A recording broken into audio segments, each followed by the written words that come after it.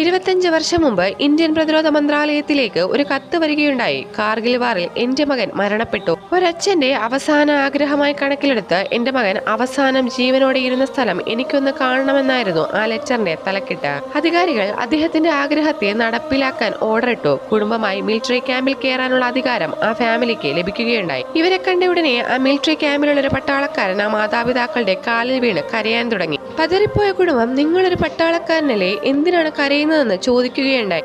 അന്ന് പാകിസ്ഥാൻ പട്ടാളക്കാർ ഞങ്ങളെ ചുറ്റിവളഞ്ഞപ്പോൾ എന്റെ ജീവന് സംരക്ഷണം നൽകുകയും ഭാര്യയും ഒരു കുഞ്ഞും നിന്റെ മടങ്ങിവരവിനായി കാത്തിരിക്കുകയാണ്. നിന്നെ പ്രതീക്ഷിച്ച് ഒരു കുടുംബം കൂടെയുണ്ട്. നീ മരിച്ചു പോയാൽ അവരെ ആര് നോക്കുമെന്ന് പറഞ്ഞത് നിങ്ങളുടെ മകനാണ്. ആ വീരന്റെ ത്യാഗമാണ് കാർഗിൽ വാർ നമ്മുടെ രാജ്യം വിജയം കൈവരിച്ചതെന്നും ആ പട്ടാളക്കാരൻ പറയുകയുണ്ടായി. ആ മനുഷ്യനാണ് സ്വന്തം രാജ്യത്തിനായി ജീവൻ നൽകിയ 42 ബുള്ളറ്റ്സിനെ തന്റെ ശരീരം കൊണ്ട് തടഞ്ഞ ദ ഗ്രേറ്റ് വിക്രം ബാത്ര.